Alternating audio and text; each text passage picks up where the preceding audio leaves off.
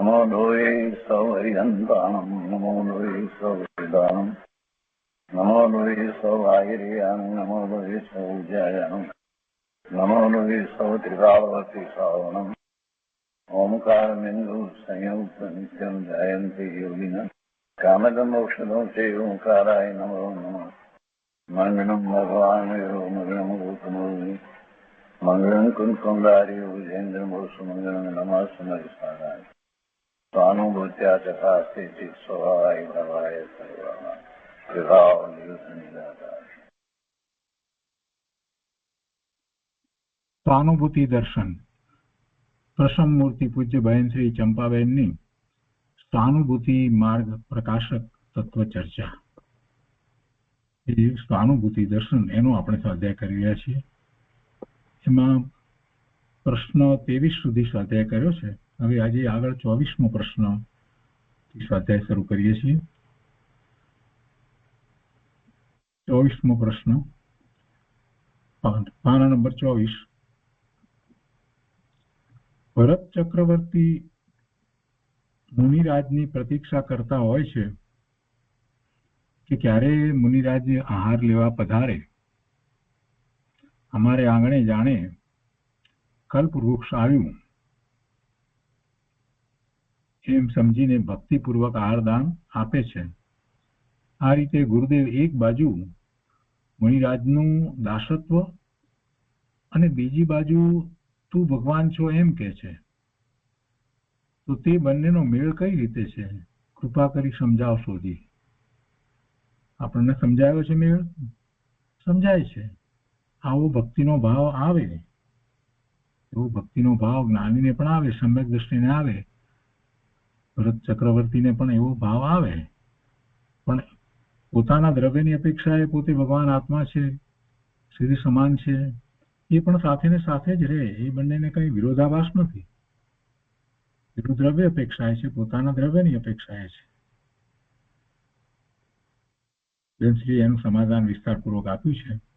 અને પૂછનાર પ્રશ્ન પૂછનારે પાછા વચ્ચે ફરીથી પેટા પ્રશ્ન પણ કર્યા છે, તો આપણે એ લઈએ. સમાધાનમાં બેનશ્રી કહે છે કે દ્રવ્ય અપેક્ષાએ તું ભગવાન છો એમ ગુરુદેવ કહેતા હતા. આત્માનો દ્રવ્ય સ્વભાવ ભગવાન જેવો છે, પણ પર્યાયમાં વિભાવ પણ છે ને. વિભાવ છે, અશુદ્ધતા છે. દ્રવ્ય અપેક્ષાએ આત્મા શુદ્ધ છે, જેવા સિદ્ધ ભગવાન છે તેવો જ છે, પરંતુ પર્યાયમાં અધુરાશ છે. ભરત ચક્રવર્તી સમ્યક દ્રષ્ટિ હતા.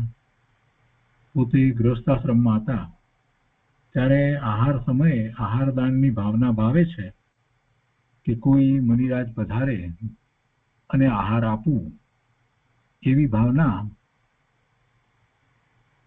શ્રાવકોને ગૃહસ્થોને હોય છે. અને એમને પણ એવી ભાવના હતી. પોતે ગૃહસ્થાશ્રમમાં હતા ત્યારે આહાર સમયે આહારદાનની ભરત ચક્રવર્તી ભાવના થતી હતી. ભાવના ભાવે છે એવી કે કોઈ મુનિરાજ પધારે અને આહાર આપવું. અને આવી ભાવના શ્રાવકોને ગૃહસ્થોને હોય છે, કારણ કે હજી અધુરાશ છે. સાધના ચાલે છે, પોતાની કઈ પૂર્ણ દશા થઈ નથી અને હજી મુનિ દશા પણ અંગીકાર કરી નથી. તો એ પ્રમાણે એવો ભાવ આવે છે. આત્મા દ્રવ્ય અપેક્ષાએ સિદ્ધ સમાન જેવો છે તેવી શ્રદ્ધા પ્રગટ થઈ છે. એ પણ વાત એમ જ છે, બરાબર જ છે. પોતે દ્રવ્ય અપેક્ષાએ સિદ્ધ સમાન શુદ્ધ પૂર્ણ પવિત્ર છે એવી બરાબર શ્રદ્ધા છે. એ શ્રદ્ધાથી તો આગળ ધર્મ પમાય છે. એ શ્રદ્ધા વિના ક્યાં આગળ કઈ ધર્મ છે જ. એટલે એ શ્રદ્ધા તો બરાબર છે. એવી શ્રદ્ધા થઈ છે. સમ્યક દર્શન પ્રગટ થયું છે અને જ્ઞાયકની ધારા પ્રગટ થઈ છે. આ બધું છે, પણ પર્યાયમાં હજી અધુરાશ છે. પર્યાય ક્યાં હજી 13મા ગુણસ્થાનની થઈ છે, 4થા 5મા ગુણસ્થાનની ભૂમિકા છે. માટે આવા ભાવ આવે છે. મુનિરાજ તો મોક્ષ માર્ગમાં આગળ ગયા છે, 7મે 6ઠે ગુણસ્થાને ઝૂલે છે, સ્વરૂપની રમણતા કરી રહ્યા છે. સર્વસંગ પરિત્યાગી એક આત્મામાં ઝૂલનારા છે. સર્વસંગ એમણે તો ત્યાગ્યો છે. ત્યાગ્યો છે એટલે પરિત્યાગ્યો છે, પૂર્ણપણે ત્યાગ્યો છે. મન, વાણી, કાયાથી એના વિકલ્પો નથી. આત્મામાંથી બહાર આવે એટલે કે સાતમા ગુણસ્થાને નિર્વિકલ્પ ધ્યાનમાં છે, એમાંથી બહાર આવે ત્યારે કોઈ વાર શાસ્ત્ર, સ્વાધ્યાય કે દ્રવ્ય ગુણ પર્યાયના વિચાર આદિ શુભભાવમાં જે રોકાય છે, વળી ક્ષણમાં અંદર જાય છે. એવા મુનિરાજને દેખીને સાધકને બહુ ભાવના થાય છે, શુભભાવ એવા થાય છે, એમના પ્રત્યે એવો શુભભાવ આવે છે. આહારદાનનો ટાઈમ થાય ત્યારે કોઈ મુનિરાજ પધારે એમ 6 ખંડના અધિપતિ તથા 14 રત્ન ને નવનિધિ જેની પાસે છે એવા ચક્રવર્તી પોતે આહારદાનની ભાવના ભાવે છે. કોઈ મુનિરાજ પધારે, મુનિરાજ આંગણે પધારતા મારે આંગણે કલ્પવૃક્ષ ફળ્યું એવી ભાવના તેને આવે છે. શુભ ભાવમાં દેવ, શાસ્ત્ર, ગુરુની ભક્તિ હોય છે, સમ્યક દ્રષ્ટિને પણ હોય છે. અને અંતરમાં શુદ્ધ આત્મા ભગવાન જેવો છે એવી શ્રદ્ધા પણ હોય છે. અંતરમાં પોતે શુદ્ધ આત્મા છે એ શ્રદ્ધા વિના તો સમ્યક દર્શન થતું જ નથી. તો એવા સમ્યક દ્રષ્ટિને અંતરમાં પોતે સિદ્ધ સમાન શુદ્ધ પૂર્ણ પવિત્ર છે એ શ્રદ્ધામાં કંઈ ફેરફાર થતો નથી. એ તો એમ જ છે. અને એ ન હોય તો પછી સમ્યક તો ક્યાંથી પ્રગટ થયું હોય? એટલે સમ્યક તો પ્રગટ કરતા પહેલા એ વાત તો દ્રઢપણે છે કે હું શુદ્ધ આત્મા છું, પૂર્ણ છું, પવિત્ર છું. એટલે દ્રવ્ય અપેક્ષાએ પોતાના સ્વરૂપનો નિર્ણય કરી અને સ્વ તરફ વળે છે ત્યારે તો એ સમ્યક તો થાય છે. એટલે એ શ્રદ્ધા પણ બરાબર છે, એ શ્રદ્ધા પણ હોય છે, બંને સાથે છે. પર્યાય અને દ્રવ્ય બંનેનો વિચાર કરીએ તો બંને સાથે છે, એમાં વિરોધ ક્યાં છે? શ્રી આગળ સમજાવે છે કે જ્ઞાનીને પર્યાયમાં અધુરાશ છે, એટલે હજી 4થું 5મું ગુણસ્થાન હોય તો એમને દેવ, શાસ્ત્ર, ગુરુની ભક્તિ આવ્યા વગર રહેતી નથી. આવે જ એવો ભક્તિનો ભાવ વગેરે આવે છે. અને સાચો દેવ, શાસ્ત્રની ગુરુની ભક્તિનો ભાવ તો સમ્યક દર્શન થયા પછી જ હોય છે. મિથ્યા દ્રષ્ટિને તો કાંઈ એવો ભાવ હોતો નથી. સામાન્ય એ ક્યાં જાણે છે? પોતાના સ્વરૂપને ક્યાં જાણે છે? દેવનું સાચું સ્વરૂપ એ જાણતો નથી, ગુરુએ શું પ્રાપ્ત કર્યું છે એ જાણતો નથી. એટલે સાચો એવા દેવ, શાસ્ત્ર, ગુરુની ભક્તિનો ભાવ જે છે એ તો સમ્યક દ્રષ્ટિને હોય છે. બાકી તો બીજા બધા કંઈક ને કંઈક માગણી કરતા હોય એવા ભાવો હોય છે. એ કોઈ વિશેષ શુભભાવ નથી, પણ સમ્યક દ્રષ્ટિને હોય છે. એને એમ થાય છે પોતે પોતાના સ્વરૂપમાં એકાગ્રતા કરે છે અને ક્ષણમાં પાછા બહાર આવે છે તો એને એમ થાય છે કે ઓહ, ધન્ય મુનિ દશા. જેમણે આવી મુનિ દશા અંગીકાર કરી અને 7મા ગુણસ્થાનની દશાને પ્રગટ કરી છે તે ધન્ય છે. અને એમ ભરત ચક્રવર્તીને પણ એવા ભાવ આવે છે, એવી ભાવના આવે છે. અને એ ભાવના છે તો એમાં પર્યાયમાં દાસત્વ છે કે હું તો મુનિરાજનો દાસ છું. પણ એ બધું પર્યાયની અપેક્ષાથી વાત છે. દેવ, શાસ્ત્ર, ગુરુનો દાસ છું, જે મારાથી ગુણમાં મોટા છે તે બધાનો દાસ છું. અને એ સમ્યક દ્રષ્ટિને મહાપુરુષોને પણ એવો ભાવ આવે છે.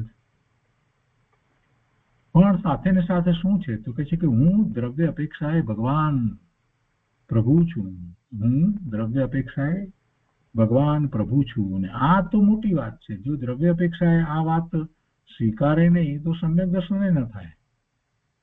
એના આધારે તો સમ્યક તો પ્રગટ કરવાનું છે. પોતાનું જે સ્વરૂપ છે એવા સ્વરૂપનો નિર્ણય કરી અને એ તરફ લક્ષ કરે, ઉપયોગને એ તરફ વાળે તો થાય.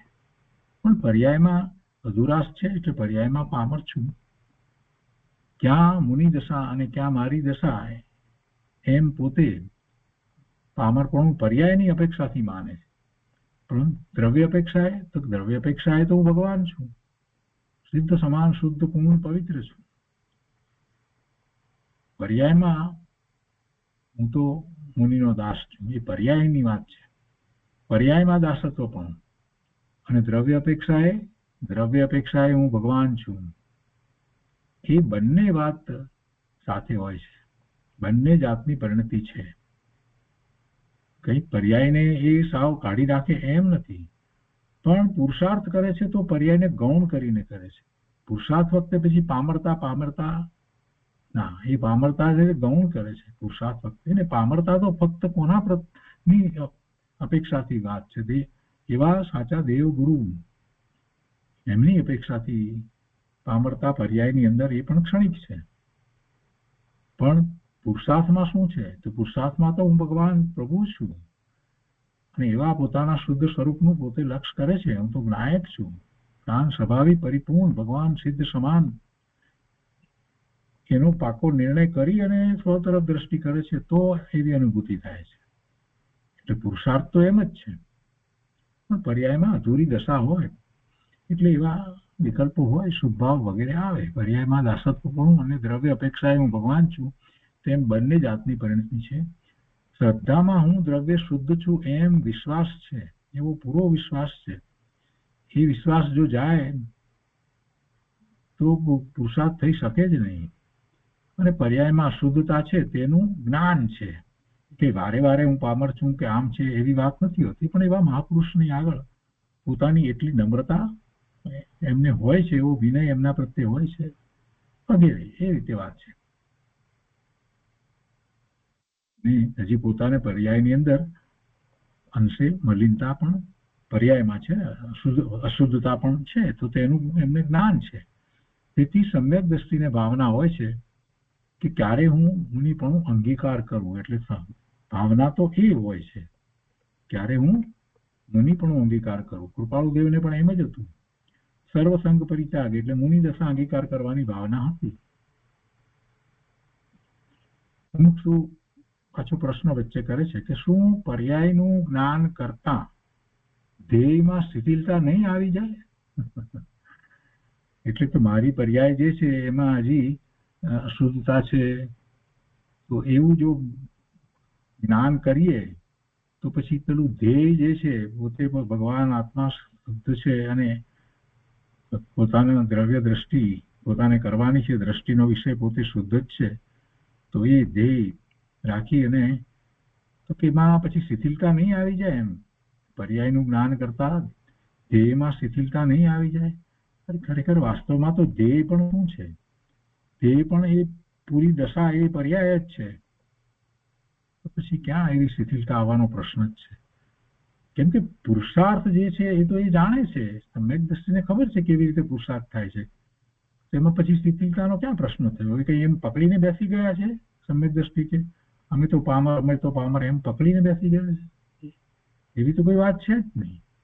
એ તો એક વિનય છે. મહાપુરુષોને પણ એવા વિનય હોય છે કે પ્રભુ અમે તો તમારા દાસ છીએ, દાસાનો દાસ છીએ, આવો ભાવ આવે છે એટલે તો સ્તુતિ રચાય છે.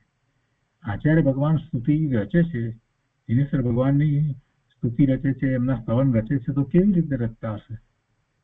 કેવી રીતે રચના થતી હશે? માનતુંગાચાર્ય ભગવાને રચના કરી તો કેવી રીતે કરી હશે? ઋષભદેવ ભગવાનની આવી સ્તુતિ લખી તો એટલે એવો ભાવ આવે. બેનશ્રી અહીંયા ભાઈએ પ્રશ્ન કર્યો ને કે શું પર્યાયનું જ્ઞાન કરતા ધ્યેયમાં શિથિલતા નહીં આવી જાય? ભાઈ પર્યાયનું જ્ઞાન કરવાનું છે, એને ગૌણ કરવાની છે, પણ એને ગૌણ કરવાની છે. એને મુખ્ય કરીને એનું લક્ષ્ય થોડું કરવાનું છે. પર્યાયના લક્ષ્ય ક્યાં નિર્મળ પરિણામ થાય છે? આ તો બધી વાત ગુરુદેવે ખૂબ સ્પષ્ટ સમજાવી છે. મોક્ષને કેમ આવા પ્રશ્નો થયા એ જાણે, પણ આ તો બધું ગુરુદેવે ખૂબ આપણને સ્પષ્ટ સમજાવ્યું છે, આપણે જાણીએ છીએ બધું. બેનશ્રી એનો ઉત્તર આપે છે, ભાઈને શાંતિથી સમજાવે છે કે ભાઈ પર્યાયનું જ્ઞાન કરતા જરા પણ શિથિલતા આવતી નથી. જેવું દ્રવ્ય છે એવી શ્રદ્ધા હોય, જેવું પોતાનું શુદ્ધ દ્રવ્ય છે સિદ્ધ સમાન એવી શ્રદ્ધા હોય, ત્યાં શિથિલતા આવતી નથી.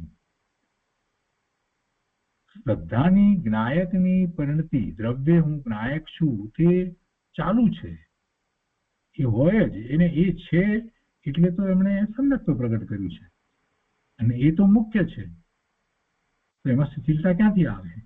એને મુખ્ય રાખી છે, અનુભૂતિ થઈ છે, તો દ્રષ્ટિ પોતાના શુદ્ધ સ્વરૂપ તરફ જ રહે છે.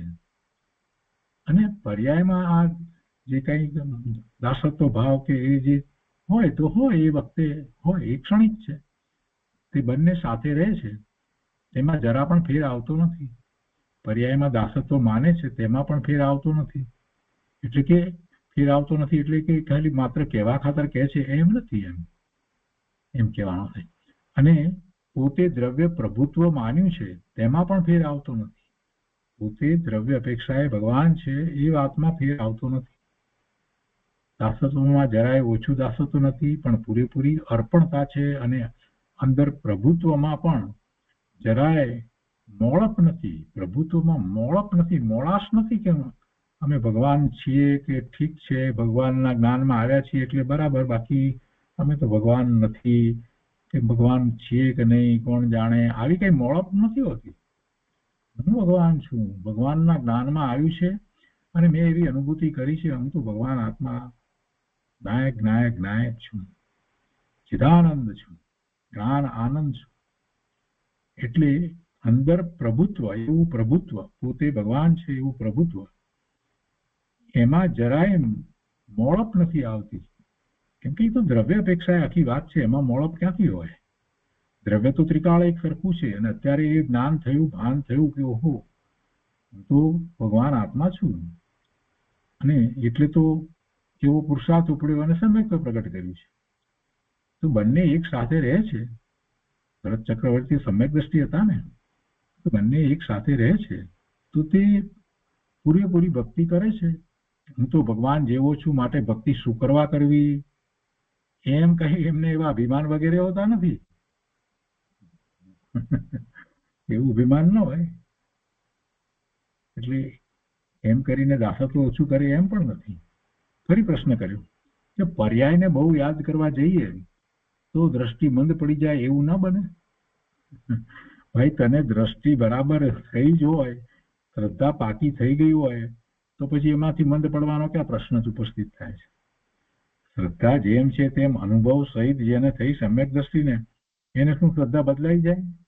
પોતાના શુદ્ધ સ્વરૂપનું અનુભવ થયા પછી પાછી એમ શ્રદ્ધા મોડી પડી જાય? કોણ જાણે શુદ્ધ હશે કે નહીં હોય? અરે ભાઈ, અનુભવ્યું છે પોતે ને પછી મોળપ ક્યાંથી આવે શ્રદ્ધામાં?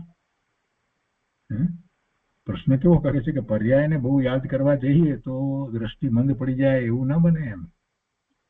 દ્રષ્ટિ ક્યાંથી મંદ પડે? એટલે કે જરા પણ એવું બનતું નથી, જરા પણ એવું બનતું નથી. સાધકને પર્યાય પણ ખ્યાલમાં છે અને દ્રવ્ય પણ ખ્યાલમાં છે. બંને વાત બરાબર છે, જેમ છે તેમ છે. તે બંનેને ખ્યાલમાં રાખીને જે વખતે જે જાતનો રાગ આવે છે તેમાં જુદો રહે છે. શુભ ભાવ આવે છે તો એ શુભ ભાવ આવ્યો છે, પણ છતાંય એનાથી પોતે એ ભાવથી જુદો જ રહે છે. એ ભાવથી જુદો જ રહે છે. પર્યાયમાં જે પ્રશસ્ત રાગ શુભ ભાવ આવે છે તેમાં ભક્તિનો એવો કે વિનયનો એવો ભાવ આવે છે, પણ પોતે એનાથી જુદો રહે છે. એ ભાવ જે આવ્યો એ પર્યાયમાં આવ્યો છે અને એ ભાવ પોતાનું સ્વરૂપ નથી એમ એ સ્પષ્ટ માને છે. કે શુભ ભાવ આત્માનું સ્વરૂપ નથી.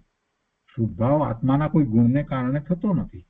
શુભ ભાવ જે થાય છે એ કોઈ આત્માના ગુણને કારણે થતો નથી. આત્મામાં કોઈ ગુણ જ એવો નથી કે શુભ ભાવ થાય. શુભ ભાવ તો પરનું લક્ષ કરતા થાય છે. એ તો વિભાવ છે. એટલે સમ્યક દ્રષ્ટિ તો એનાથી જુદો જ છે. એને એ જુએ છે, માત્ર એનો જ્ઞાતા દ્રષ્ટા થઈ જાય છે. શુભ ભાવ વખતે પણ પોતે જુદો રહે છે. એટલે દ્રષ્ટિનું જોર બરાબર ટકી રહે છે. આ તો બહુ સરળ વાત, સમજાય એવી વાત છે. તમે તમારી બેનના સંતાનોના મામા થતા હો, તમારી બેનના સંતાનોના તમે મામા થતા હો કે માસી, બહેનો માટે કહીએ તો માસી થતા હો, તો એથી કરીને તમે મનુષ્ય છો, પુરુષ છો કે સ્ત્રી છો, એ શ્રદ્ધામાં ફેર પડી જાય? એમાં કઈ ફેર પડી જાય? ના, હું તો મામા, તો મામા કહે છે તો હું પાછો મનુષ્ય છું એ વાત ભૂલી જાઉં?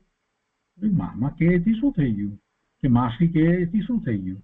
પોતે જે છે એ કઈ પોતાનું ભૂલી જવાનું છે? એ તો એવું ને એવું જ રહેશે. પોતે જે છે એ તો એને એ જ રહેશે. કોઈ મામા માસી કે આપણે બધા કુટુંબી ભેગા થયા હોઈએ ત્યારે આપણને બધા એ વખતે એ રીતે સંબોધન કરતા હોય, તો તેથી કરીને આપણે જે પોઝિશન ઉપર હોઈએ, જે કંઈ હોય એ બધું કઈ થોડું એને વિરોધ આવે છે, ભૂલી જવાય છે? એ તો કાંઈ ભૂલાતું નથી. કોઈ ડોક્ટર છે કે એન્જિનિયર છે, તો એને એ ડોક્ટર કે એન્જિનિયર પણ એ કુટુંબમાં જાય, બધાની સાથે હળે મળે એટલે બધું એ ચાલ્યું જાય, એવું કઈ થતું નથી. મુખ્ય વસ્તુ મુખ્ય રહે છે, દ્રષ્ટિનું જોર બરાબર ટકી રહે છે. ફરી પાછો મુમુક્ષુ પ્રશ્ન કર્યો, શું રાગથી જુદો રહીને તેનું બરાબર જ્ઞાન કરે છે? અરે એ રાગથી તો ભાઈ સમ્યક દ્રષ્ટિ જુદો પડી ગયો, ક્યારનો જુદો પડી ગયો. એ સિવાય એને સમ્યક દર્શન જ ન હોય તો એ તો પ્રશ્ન જ નથી. રાગથી જુદો જયારે પડ્યો ત્યારે તો એને સમ્યક દર્શન થયું. સુગાણીજી એ શું કર્યું કે જ્ઞાન અને રાગ જુદો, હું જ્ઞાન અથવા જ્ઞાન સ્વભાવી અને રાગ એ મારાથી જુદો, એના ઉપર ચિંતન કરી અને તો સમ્યક પ્રગટ કર્યું. તો હવે એ રાગથી જુદો રહી અને પોતે પોતા બરાબર જ્ઞાન કરે, જ્ઞાન ભાવે રહે જ ને, પણ ન રહે એવો કોઈ પ્રશ્ન જ નથી. રાગથી જુદો રહીને તેનું બરાબર જ્ઞાન કરે છે. અરે એનો રાગનો માત્ર જાણવા વાળો થાય છે, રાગને કરવા વાળો નથી પોતે થતો, અને રાગની એને રુચિ નથી હોતી. એટલી બધી દ્રઢતા, દ્રષ્ટિનું જોર તો એવું હોય છે, અને એવું જેને દ્રષ્ટિનું જોર છે એ જ સમ્યક દ્રષ્ટિ થાય છે. બેનશ્રી કહે છે કે રાગથી જુદો રહીને તેનું જ્ઞાન કરે છે, રાગનું પણ જ્ઞાન કરે છે કે આ શુભ ભાવ છે, અને ભક્તિ પણ આવે છે, બંને સાથે થાય છે, અને પોતાનું જ્ઞાન પણ એને સતત થાય છે. સમ્યક દ્રષ્ટિ છે એટલે દ્રષ્ટિમાં પોતાનું શુદ્ધ સ્વરૂપ તો સતત રહે જ છે. એકલું જ્ઞાન કરે છે એમ નથી, ભક્તિ પણ આવે છે. ચક્રવર્તી રાજા પોતે ભાવના ભાવે છે અને પોતે આહાર આપે છે. માણસોનો હુકમ કરે એમ નહીં કે ભાઈ માણસોનો હુકમ કરી શકે ને આહાર આપવા માટે, ના, પોતે એવી ભાવના છે અંતરમાં એટલે આહાર મુનિને આહાર આપે છે. પોતાને સ્વયં એવી ભાવના આવે છે અને વર્તન પણ એવું થાય છે. નિશ્ચય વ્યવહારની સંધિ છે, તે બંને કેમ સાથે રહેતા હશે એમ અટપટું લાગે, પણ તે બંને પરિણતિમાં સાથે રહે છે. વ્યવહાર અને નિશ્ચય બંને સાથે રહે છે. નિશ્ચય વિનાનો વ્યવહાર હોતો નથી, નિશ્ચય વિનાનો ખરેખર સાચો વ્યવહાર હોતો નથી, અને વ્યવહાર વિના નિશ્ચય, એકલો નિશ્ચય હોય તો નિશ્ચય આભાસી થઈ જાય. એટલે એમ નથી હોતું, બંને સાથે હોય છે. અટપટી વાત લાગે પણ બંને પરિણતિમાં સાથે રહે છે, અને જ્યારે જે રીતે જેમ પ્રયોજન છે એ પ્રમાણે જ રહે છે. મુખ્ય ગૌણ પણ એ જ રીતે કરે છે, વ્યવહારને ગૌણ કરે છે અને નિશ્ચયને મુખ્ય કરે છે. હજી પ્રશ્ન કરે છે મુમુક્ષુ, કે છે કે પર્યાય અપેક્ષાએ 100% દાસત્વ સ્વીકારે અને પાછું દ્રવ્ય અપેક્ષાએ 100% પરમાત્મા છું તેમ પણ સ્વીકારે? બેનશ્રી કહે છે કે 100% દાસત્વ અને 100% પરમાત્મા પણ બંને સ્વીકારે છે, અને ભેદ જ્ઞાનની ધારા ચાલે છે. જો આ વાત મહત્વની છે, આ બંને છે ત્યારે એને અંતરમાં શું ચાલી રહ્યું છે? ભેદ જ્ઞાનની ધારા ચાલે છે. ભરત મહારાજ ચક્રવર્તી સમ્યક દ્રષ્ટિને અંદરમાં તો ભેદ જ્ઞાનની ધારા ચાલુ જ છે, કે જગત આખાથી બધાથી પોતે જુદો છે. આ શુભભાવ આવ્યો છે એનાથી પણ પોતે જુદો છે, પણ છતાંય શુભભાવ આવ્યો છે તો એમાં કોઈ ખામી ઓછપ નથી, બરાબર છે એવો ભાવ આવ્યો છે. દ્રવ્ય ઉપર જોર રહે છે અને પર્યાયમાં દાસત્વ વર્તે છે. ઉપયોગમાં તે કાર્ય કરે છે અને પરિણતિ જોરદાર વર્તે છે. ઉપયોગમાં તે કાર્ય કરે છે અને પરિણતિ જોરદાર વર્તે છે. બહુ સરસ વાત છે. તો એ 24મા પ્રશ્નનો વિસ્તારપૂર્વક જવાબ થયો. એના પછી 25મો પ્રશ્ન છે કે પોતાને કાર્ય કઈ રીતે કરવું એ સમજાતું નથી. જ્ઞાનમાં સમજાય છે, અંદર શ્રદ્ધામાં પલટાવવું જોઈએ તે કઈ રીતે કરવું તે પકડાતું નથી. તો તો તે વિશે કૃપા કરીને માર્ગદર્શન આપો.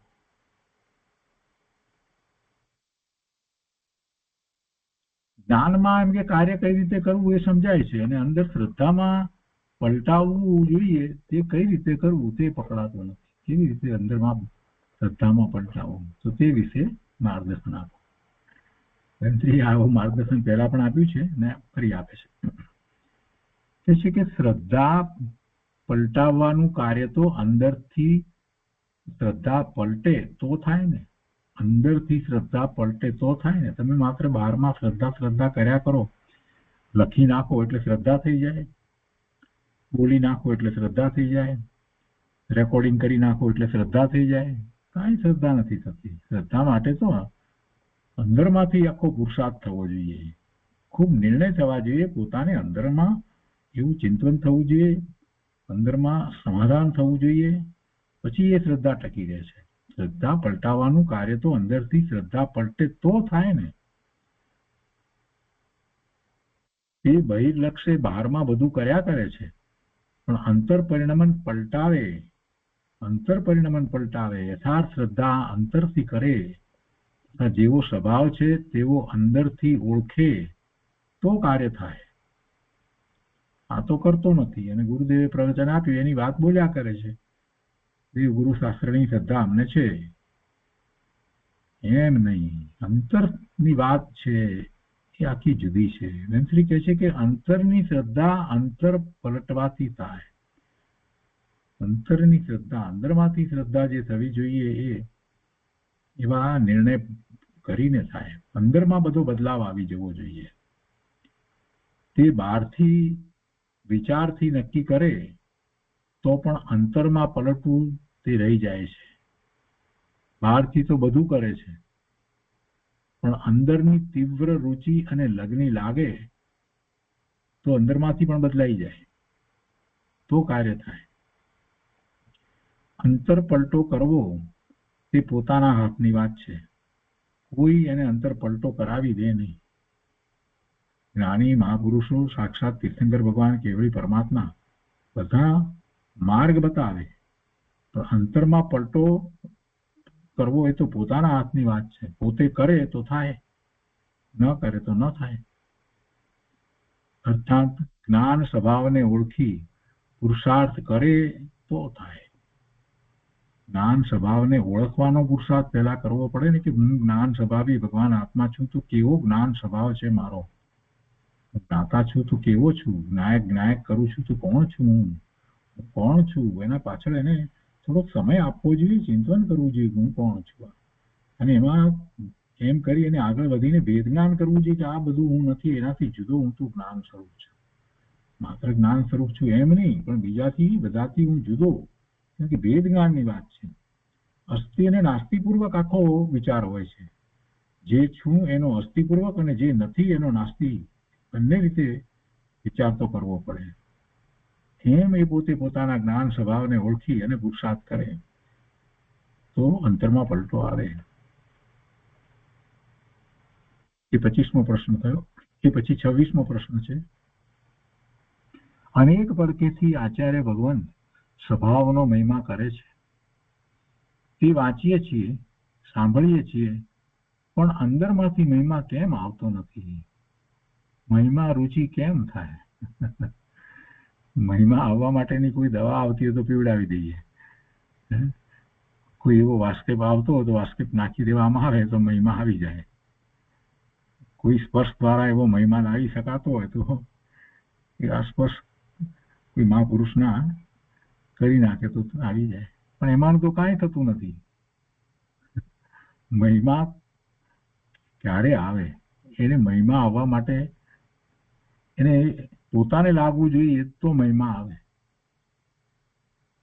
અનેક પડખેથી આચાર્ય ભગવાન સ્વભાવનો મહિમા કરે, પણ પોતાને સ્વભાવનો મહિમા નથી આવતો એમ કહેવું છે. સાંભળીએ છીએ ત્યાં, પણ અંદરમાંથી મહિમા કેમ આવતો નથી? મહિમા રુચિ કેમ થાય? હવે આમાં તો શું જવાબ આપે બેનશ્રી? મહિમા તો એને જ લાવવાનો હોય, પણ બરાબર છે, થોડું માર્ગદર્શન આપી શકાય. બાકી મહિમા કોઈ બીજા લાવી દે એમ નહીં. સાક્ષાત ગુરુદેવના પ્રવચનો એટલા બધા સાંભળે અને પોતાના સ્વભાવનો મહિમા ના આવે તેમાં કોઈ શું કરે? એને કરવાનું છે કે મહિમા એને લાવવાનો છે? નથી. સમાધાન આપે છે કે બધું કારણ પોતાનું જ છે, બધું કારણ પોતાનું જ છે, બીજા કોઈનું કારણ નથી. મહિમા નહીં આવવાનું કારણ પોતાનું જ છે. વારંવાર એનો વિચાર કરે ને તો મહિમા આવે. અને આવી વાત આ વાત એને ભૂલી જાય છે અને બીજી વસ્તુ તરફ વળી જાય છે ને. બહારમાં જ્યાં સુધી હિત બુદ્ધિ પડી છે, બહારની વસ્તુનો મહિમા છે ને, ત્યાં સુધી અંતરનો મહિમા આવવો અઘરો છે, ના આવે. એક વસ્તુનો મહિમા એટલો બધો આવ્યો છે કે ત્યાં જ રોકાઈ રહે છે, તો પછી આ બીજી વસ્તુ જે છે ને એનું લક્ષ્ય જ થતું નથી. અનંત કાળથી આ જીવે એવું જ કર્યું છે. એને બધું બહારમાં જ બધી વસ્તુનો મહિમા આવ્યો છે. પોતાનું સ્વરૂપ પોતે ભગવાન આત્મા ચૈતન્ય ચમત્કાર, ગુરુદેવ કહે છે ને ચૈતન્ય ચમત્કાર, એનો વિચાર કરે તો એને ખ્યાલ આવે ને કે એનો કેવો મહિમા છે. પણ એ કરી જ નથી. એટલે કારણ તો બધું પોતાનું જ છે, ઊંધો પુરુષાર્થ છે. અથવા તો હાફ હાર્ટેડલી કરે છે તો પછી મહિમા ક્યાંથી આવે? આ કરવું છે ને આ કરવું છે, બહારમાં બધું સારું લાગે છે ને, મોટું લાગે છે ને, મહાન લાગે છે, અને અંદરમાં પછી પાછા જયારે આચાર્ય ભગવાન વાત કરતા ત્યારે આત્માનો મહિમા. એમાં તો ક્યાં એનો નિર્ણય છે? તું આલમ ડોલમ થાય છે.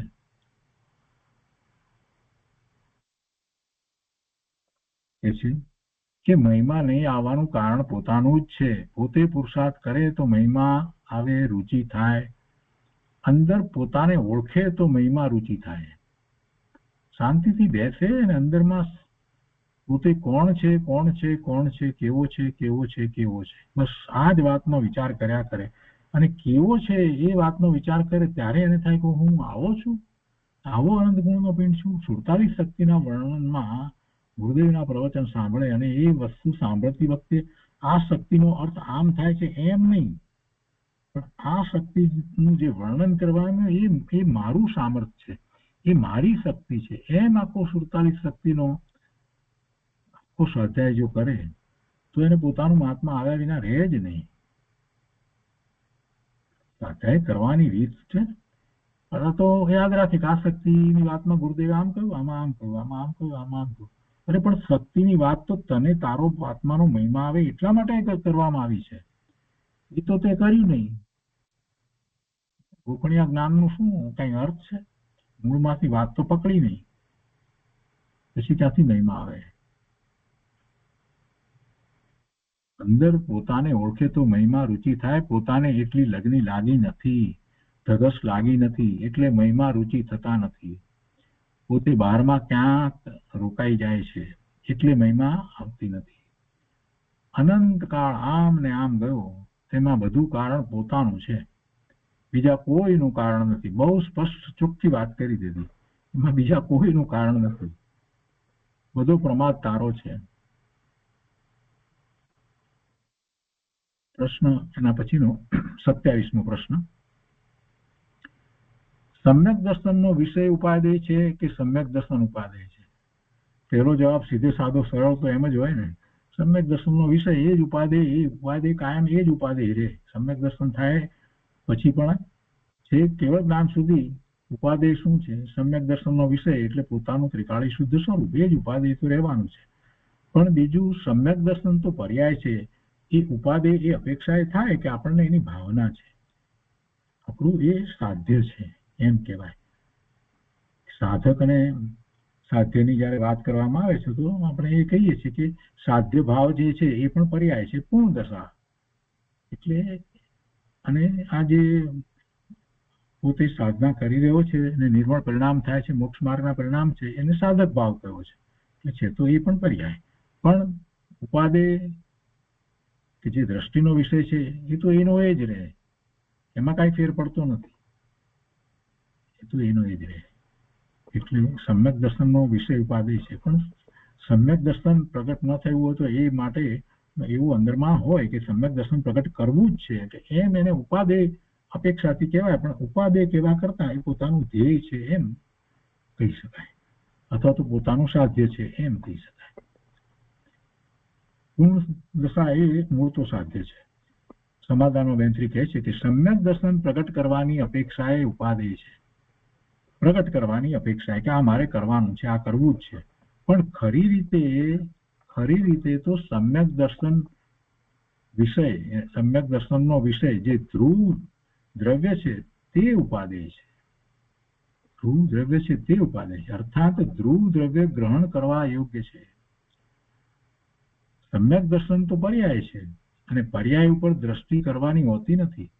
પર્યાય ઉપર દ્રષ્ટિ કરવાથી નવી એવી નિર્મળ પર્યાય થતી નથી, પણ ત્રિકાળી ધ્રુવ શુદ્ધ વસ્તુ છે એનું લક્ષ કરવાથી નિર્મળ પરિણામ થાય છે. દ્રષ્ટિ તો ધ્રુવ દ્રવ્ય ઉપર કરવાની હોય છે, માટે વાસ્તવિક રીતે ઉપાદેય તો પરમ પારિણામિક ભાવ સ્વરૂપ અનાદિ અનંત ધ્રુવ આત્મા છે. એવું આ આત્મા એ જ ઉપાદેય છે. સમ્યક દર્શન પ્રગટ કરવા યોગ્ય છે, પણ પર્યાય ઉપર દ્રષ્ટિ કરવાથી સમ્યક દર્શનની પર્યાય પ્રગટ થતી નથી. નિર્મળ પરિણામ થયા હોય તો પણ એને વારંવાર યાદ કરીએ, સ્મૃતિમાં લાવીએ તો નવા નિર્મળ પરિણામ થતા નથી. જ્ઞાની ધર્મી આ વાતને જાણે છે. એની દ્રષ્ટિ તો ત્રિકાળી વસ્તુ ઉપર જ છે, ધ્રુવ વસ્તુ ઉપર જ હોય છે. તો દ્રવ્ય ઉપર દ્રષ્ટિ કરવાથી સમ્યક દર્શન પ્રગટ થાય છે અને આગળ ને આગળ એવા નિર્મળ પરિણામ થાય છે. છેવટે કેવળ જ્ઞાન પણ એ જ રીતે ત્રિકાળી વસ્તુ જે છે એમાં સ્થિરતા થતા કેવળ જ્ઞાન પ્રગટ થાય છે. માટે વાસ્તવિક રીતે ધ્રુવ દ્રવ્ય પરમ પારિણામિક ભાવ સ્વરૂપ જે આત્મા છે તે ગ્રહણ કરવા યોગ્ય છે, ઉપાદેય છે. એ જ ઉપાદેય છે, એ જ ગ્રહણ કરવા યોગ્ય છે, દૃષ્ટિનો વિષય છે. સમ્યક દર્શન કેવળ જ્ઞાન આદિ પ્રગટ કરવાની અપેક્ષાએ બધું ઉપાદેય છે, પણ તેના ઉપર દ્રષ્ટિ કરવાથી સુખ પ્રગટ થતું નથી. તેથી વાસ્તવિક ઉપાદેય ધ્રુવ આત્મા છે. સમ્યક દર્શન પ્રગટ કરવાથી સુખ આનંદ પ્રગટ થાય છે, માટે તે ઉપાદેય છે. આમ બંનેની અપેક્ષાઓ જુદી છે. સમ્યક દર્શન, સ્વાનુભૂતિ, કેવળ જ્ઞાન વગેરે બધું ઉપાદેય છે, પણ તે પર્યાય હોવાથી તેના ઉપર દ્રષ્ટિ દેવાથી સુખ પ્રગટ થતું નથી. સુખ પ્રગટ થતું નથી એ પર્યાય છે. પર્યાય ઉપર દ્રષ્ટિ કરવાથી સુખ પ્રગટ નથી થતું. સુખ તો ધ્રુવ ઉપર દ્રષ્ટિ કરવાથી થાય છે. આનંદ શાંતિ બધું તો ત્રિકાળી ધ્રુવ ઉપર દ્રષ્ટિ કરવાથી પ્રગટ થાય છે. એ પરિણામો છે બધા, એ રત્નત્રયના પરિણામો થાય છે, જે પરિણામમાં એને આનંદની અનુભૂતિ હોય છે. આ રીતે કોઈ અપેક્ષાએ સમ્યક દર્શન ઉપાય છે, અને એટલે કેવળ જ્ઞાન પણ એ રીતે કોઈ અપેક્ષાથી કહી શકાય. અને કોઈ અપેક્ષાએ ધ્રુવ ઉપાદેય છે. એ બંને ઉપાદેય છે, પણ અપેક્ષા જુદી છે. એક વ્યવહાર છે અને એક નિશ્ચય છે. પણ તે વ્યવહાર એવો નથી કે કાંઈ છે જ નહીં એમ નથી. કોઈક જગ્યાએ વ્યવહાર એવો હોય કે એમ કાંઈ અર્થ નહીં. અહીંયા તો એમ છે કે પોતાનો એ સાધ્ય ભાવ છે એમ વ્યવહાર છે. સાધક ભાવ પોતાના નિર્મળ પરિણામ થઈ રહ્યા છે અને પછી જે કેવળ જ્ઞાન પ્રગટ કરવું છે એ પોતાનું સાધ્ય ભાવ છે. પણ એમાં એને પ્રગટ કરવા માટે ઉપાદેય તો ત્રિકાળી ધ્રુવ વસ્તુ જ છે. સમ્યક દર્શન આદિ અનંત શુદ્ધ પર્યાય વેદનમાં આવે છે, તેથી ઉપાદેય છે. વર્તમાન પર્યાય જેટલી નિર્મળતાની થઈ એના કરતા વધારે નિર્મળતાની પર્યાય થાય એમ આપણે ઈચ્છીએ છીએ. વધારે ને વધારે નિર્મળ પરિણામ થતા જાય એટલે એમ એને ઉપાધિ કહેવાય. પરંતુ તે અનંત પર્યાય ધ્રુવને ગ્રહણ કરવાથી વેદનમાં આવે છે, માટે ખરેખર ધ્રુવ ઉપાદેય છે. સમ્યક દર્શન સર્વથા ઉપાદેય નથી એમ નથી. તે અપેક્ષાએ એમ કહેવાય ઉપાદેય છે, પણ તે વ્યવહાર અપેક્ષાએ, અને ધ્રુવ ઉપાદેય તે નિશ્ચય અપેક્ષાએ છે. તો એ 27મા પ્રશ્નનો ઉત્તર થયો. એ પછીથી 28મો પ્રશ્ન છે. આત્માનો સ્વભાવ તો સ્વ પર પ્રકાશક છે. આત્માનો સ્વભાવ તો સ્વ પર પ્રકાશક છે, તો સમ્યક દ્રષ્ટિ જીવને સહાનુભૂતિના સમયે પર જણાય છે કે કેમ? કેટલો સામાન્ય પ્રશ્ન કર્યો છે. સહાનુભૂતિના સમયે નિર્વિકલ્પ હોય છે. એનો ઉપયોગ સ્વ તરફ હોય છે, તો એમાં પર ક્યાંથી જણાય? બહુ સહેલો સવાલનો જવાબ બહુ સહેલો છે. ધ્યાન આપતા નથી ને પૂજ્ય ગુરુદેવના પ્રવચનની અંદર જે રીતે ધ્યાન આપવું જોઈએ એ રીતે ધ્યાન ના આપ્યું અને પછી આવા પ્રશ્નો થાય.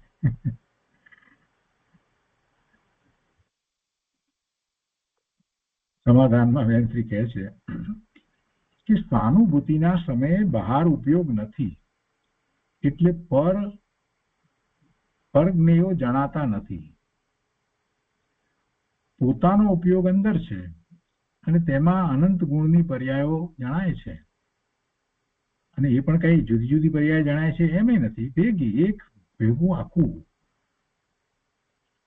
એ અનંત પર્યાયો નું જે ભવન ચાલી રહ્યું છે એ બધી પર્યાયોનું ભવન એક રૂપે પોતાને અનુભવમાં આવે છે.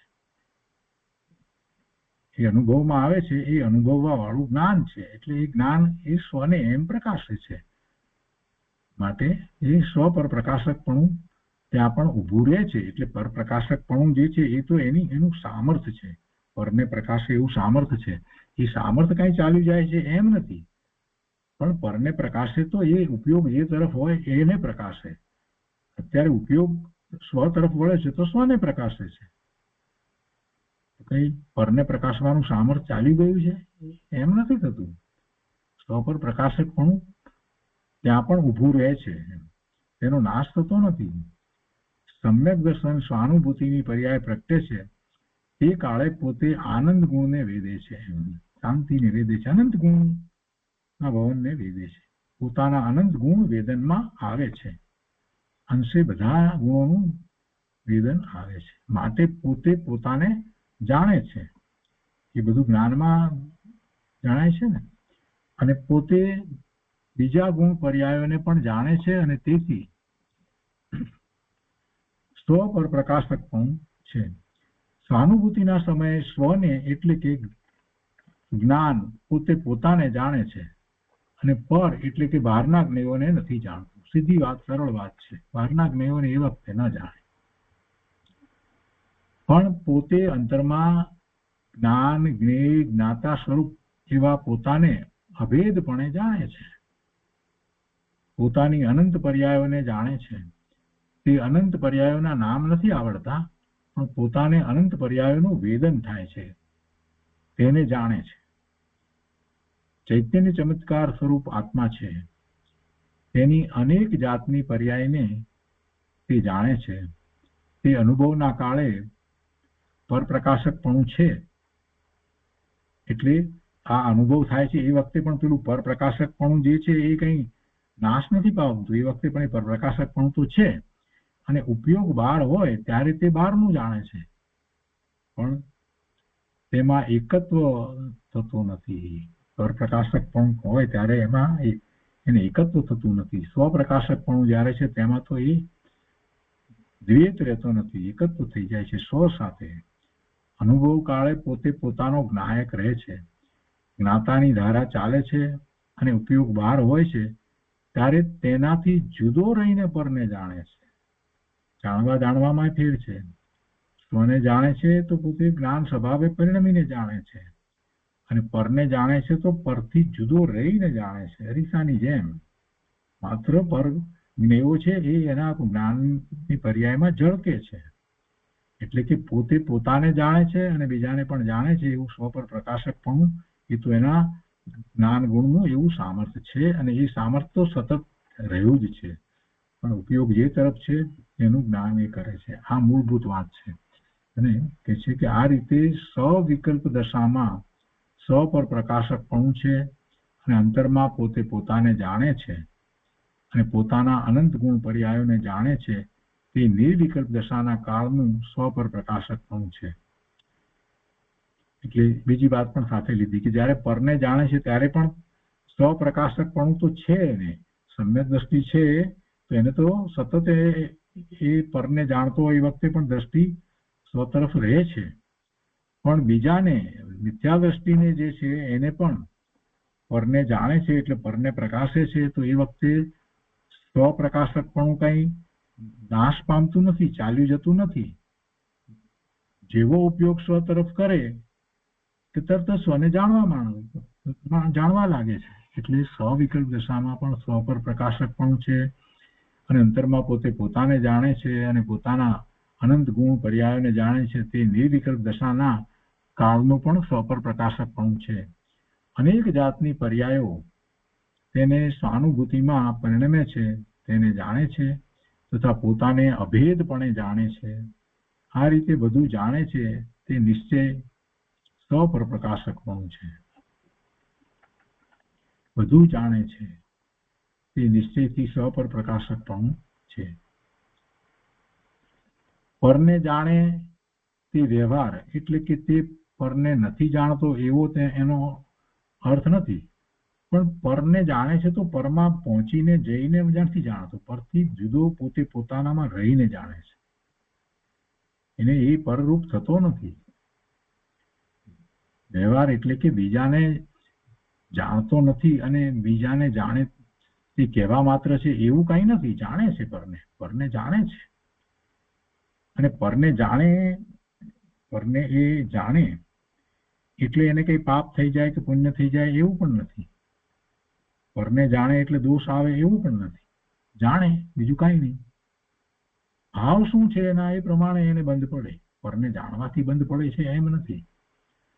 પરમાં જીત બુદ્ધિ, એકત્વ બુદ્ધિ, રાગની બુદ્ધિ, દેશની બુદ્ધિ, કોઈ પણ એવી બીજી બુદ્ધિ કરી એટલે એવો ભાવ થયો એટલે પછી એ પ્રમાણે બંધ પડે. પરને જાણે એટલે ઉપયોગ એ તરફ હોય ત્યારે એને પણ જાણે. પણ એને જ્ઞાની ધર્મીને એ જાણે છે તો એનાથી એ જુદું રહીને જાણે છે અને એટલું જ નહીં પણ એ પોતાથી જુદું છે, ભિન્ન છે. એ શ્રદ્ધા તો સતત રહે છે, એમાં એ પરોટાઈ નથી જતો. જાણે છે, ખાલી એમ નથી કેવું ભાઈ કહેવા માત્ર જાણે છે એવું પણ નથી. જાણે છે, બરાબર જાણે છે, પરને જાણે છે, પણ તે બીજું બહારનું જ્ઞેય થયું એટલે એ વ્યવહાર કહેવાય. બહારનું જ્ઞેય થયું, સ્વજ્ઞેય ન થયું એટલે એ જાણવાને એ અપેક્ષાથી વ્યવહાર કહેવામાં આવ્યો છે. પરનું જાણવું એ વ્યવહાર છે એમ કહેવામાં આવે છે ને, અને સ્વનું જાણવું એ નિશ્ચય છે. તો આ સ્પષ્ટતા સાથે સાથે એમણે કરી દીધી.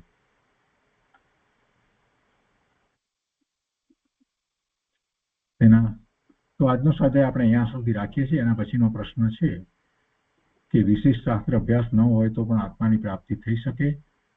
શિવભૂતિ મુનિનું ઉદાહરણ લઈ અને એમણે પણ એ વાત સમજાવી છે. તો એ આપણે આવતા સ્વાધ્યાયમાં લઈશું. આજનો સ્વાધ્યાય અહીંયા 28મા પ્રશ્ન સુધી રાખીએ છીએ.